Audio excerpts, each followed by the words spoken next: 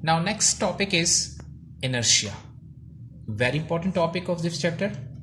Basically, inertia is a property of matter, and the Newton, well-known scientist, named this property of matter as inertia. Basically, inertia is existing in any kind of matter. Either matter is living or non-living.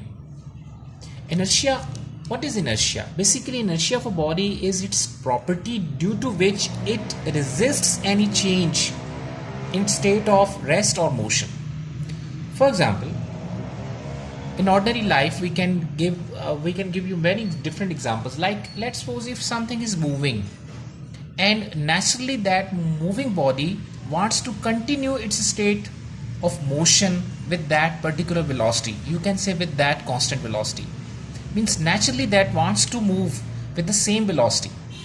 And on the other side, if something is at rest position, so it means that body wants to continue its state of rest. I am giving you very common example. Okay? Since this topic is very sensitive topic, so I am explaining this topic as well in your Urdu language. ठीक है? आप थोड़ी देर के लिए suppose करें कि let's suppose if you have this cardboard and cardboard is lying on this empty glass and a coin is lying on over this glass. ठीक है? जब आप इस कार्डबोर्ड को एक फोर्स के साथ आप इसको ऐसे क्लिक करते हैं, तो आपने देखा कि नाउ ये जो कॉइन है, कॉइन बेसिकली आपका किस स्टेट पर है ना? Coin is at rest state. So when you are applying force with a certain stroke of finger, so when you are applying force on this card, so you will see that the card is basically flying away and coin is basically falling into the glass. जब आप इसको force के साथ ऐसे click करते हैं with a certain stroke of finger, तो क्या होता है? इसका रिजल्ट क्या निकलता है? ये कॉइन कार्ड पर तो फोर्स लगाई आपने और वो तो फ्लाई कर गया, लेकिन इस कॉइन ने बेसिकली क्या किया? अपनी रेस्ट स्टेट को कंटिन्यू किया और आपको रेजिस्ट किया इसने. सो ये जाने के बजाय ये इस एम्प्टी ग्लास में गिर गया. Are you getting my point? So similarly, let's suppose if you have different coins which are stacked over each. Suppose if I give you some examples here. Let's suppose I have these different objects. For example, if I give you, we have a strip here. Now, these are different coins, let's say, or different things which are basically lying over each other. मैंने इनको pile up कर दिया है. Okay? So now when I suddenly, if I pull and let's suppose if I pull this piece of paper in towards any direction, let's suppose, so you will see that now these objects are basically showing resistance. मैं जैसे ही इस strip को पुल करूंगा तो आप देखेंगे कि ये एज इट इज़ यहाँ पर एग्जिस्ट करते रहेंगे. मेरा ये जो शीट है, पेपर की स्ट्रिप है, ये मेरे पास आ जाएगी क्योंकि मैंने इस पर फोर्स अप्लाई किया है. So see here I am applying force and these objects are lying over each other. So इसका मतलब ये हुआ कि आप कोई भी ऑब्जेक्ट है, जब वो स्टेट ऑफ रेस्ट में है, that object wants to continue its state of rest. अगर वो मोशन में है, it means that body wants to continue its state of motion. Got that? इसकी बहुत सारी एग्जांपल्स हैं. सपोज करें आपके, let's suppose if a biker is moving on a straight road. ठीक है, उसने हेलमेट पहना हुआ है और हेलमेट की स्ट्रिप नहीं बांधी हुई. Just imagine. और अचानक जाके उसका किसी चीज़ के साथ कोलिशन होता है, खुदा न खास्ता उसका कहीं टक्कर होती है, कोलिशन होता है. So you will see that कि now biker will move in forward direction and fall on towards forward direction, और उसका हेलमेट उसके सर से पहले जाके गिरता है अगर वो स्ट्रिप उसने नहीं बांधी हुई तो.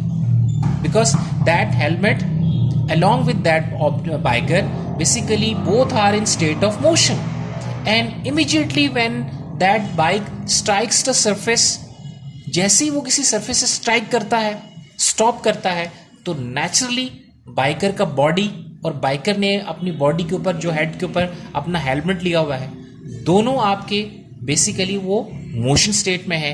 And both objects wants to continue state of motion, इसीलिए हेलमेट भी आगे गिरता है और वो जो बाइकर है, जो बाइक ड्राइव कर रहा है, वो भी आगे को गिरता है. और कोई भी इंसान इस तरह आगे गिरता है. जो आप सीट बेल्ट बांध देते हैं, basically the reason is same, क्योंकि जब गाड़ी आप चला रहे हैं, ड्राइव कर रहे हैं, और अगर आपने सीट बेल्ट को नहीं बांधा हुआ, तो जैसे ही खुदा ना खास्ता आपकी गाड़ी किसी जगह से उसका कोलिजन होता है तो अल्टीमेटली क्या होता है, इंसान का सर या उसका जिस्म जाके स्टीयरिंग के साथ या सर उसका विंड स्क्रीन के साथ लगता है और वहाँ पर आपको पता है वो ज़्यादा डेंजरस होता है. So basically in this topic we are studying very practical thing in which every matter has this property, either matter is living or non-living. Is it clear? Very important point at the end I want to discuss here that inertia basically depends upon mass, but I can say that also depends upon velocity as well. ठीक है, mass पे भी depend करता है और velocity पे भी depend करता है. अब mass पे कैसे depend करता है? Let's take an example here. Okay, mass पे ये बेटे ऐसे depend करता है कि जैसे आप देखें कोई ऑब्जेक्ट है जो रेस्ट पर है, ठीक है. Let's suppose if I take an example of this object, ये इस वक्त रेस्ट स्टेट पर है. ओके, जब मैं इसको फोर्स लगाऊंगा I know that this object will resist, क्योंकि ये रेस्ट में है तो ये हो सकता है मूव ना करे. But since mass is very small so it means when I apply force so it will start motion. इसने रेजिस्ट तो किया लेकिन चूंकि इसका मास कम था इसलिए इसकी रेजिस्टेंस मेरे लिए इतना मैटर नहीं कर रही. Got that? Second thing, let's suppose if I consider another object which is very very huge in mass, suppose a car. So if I apply force on that car, maybe I'm unable to move that car in forward direction because that is also showing resistance because that car is at rest state because due to heavy mass it means its resistance means its inertia is larger, जिसकी वजह से उसने भी resistance show की, इस small object ने भी resistance show की, लेकिन मैंने इसकी रेजिस्टेंस यानी इसके इनर्शिया को मैंने ओवरकम कर लिया. Got that? So but car having greater mass so it means I am unable to move that car in forward direction because I am possessing greater inertia and this object having small mass so possessing very small inertia. So it means inertia depends upon mass, greater will be inertia, smaller mass, smaller will be inertia. Similarly, if I say in your book, this is given in your textbook that inertia depends upon mass, that is mentioned in your book. But girls, I'm saying that my research says that कि inertia also depends upon velocity.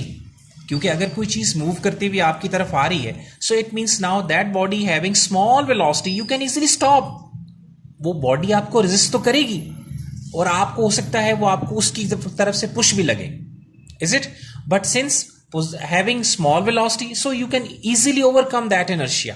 But if something is moving with very high speed, even उसका mass बहुत कम है लेकिन वो इतनी speed से आ रही है कि उसको रोकना आपके बस की बात नहीं होगी. वो बहुत inertia शो करेगी, वो अपनी इस मोशन स्टेट को कंटिन्यू करेगी with high energy, with high force. Is it clear? So that's why I can say inertia not only depends upon mass but also depends upon velocity. ठीक है girls, now wait for the next third video.